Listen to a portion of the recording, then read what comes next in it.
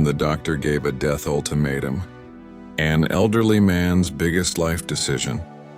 The doctor looked straight into his eyes and said, "James, if you don't change your life right now, you might not be alive next year."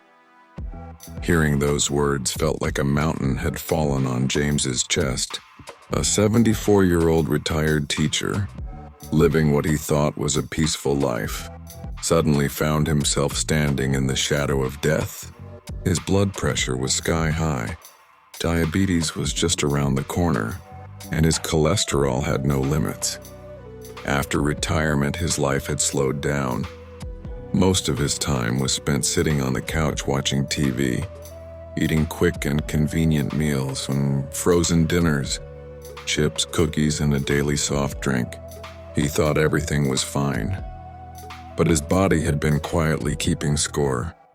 That day, James came home and sat in silence. The TV stayed off. He didn't eat dinner. He just listened to the sound of raindrops and kept replaying the doctor's words in his mind. In that moment, a decision was made. His life had to change. The next morning, for the first time in years, he put on his old sneakers and stepped outside.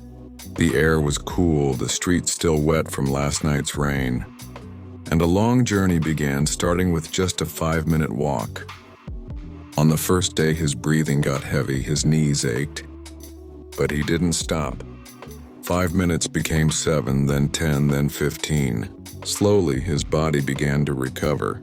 There was also a complete transformation in his kitchen.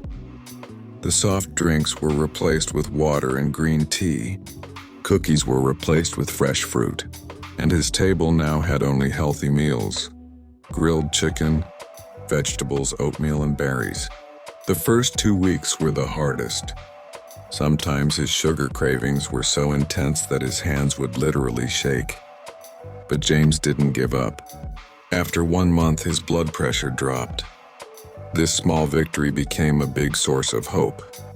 Then came light strength exercises, lifting small dumbbells, doing chair squats and morning stretches. His back got straighter, his stamina increased, and a new sense of determination grew in his heart. Before, his mornings felt empty. Wake up, eat, watch TV, then sleep again. Now it was morning walks in the park, chatting with neighbors, trying new recipes, reading books. Life was colorful again. 6 months later, when he went back to the doctor smiled and said, "James, whatever you're doing, keep it up. You're doing great." That day, James understood something important. It's not about how many years we live. It's about how we live those years. And to this day, no matter what the weather is, James puts on his sneakers, opens the door, and takes that first step outside, because that first step had saved his life.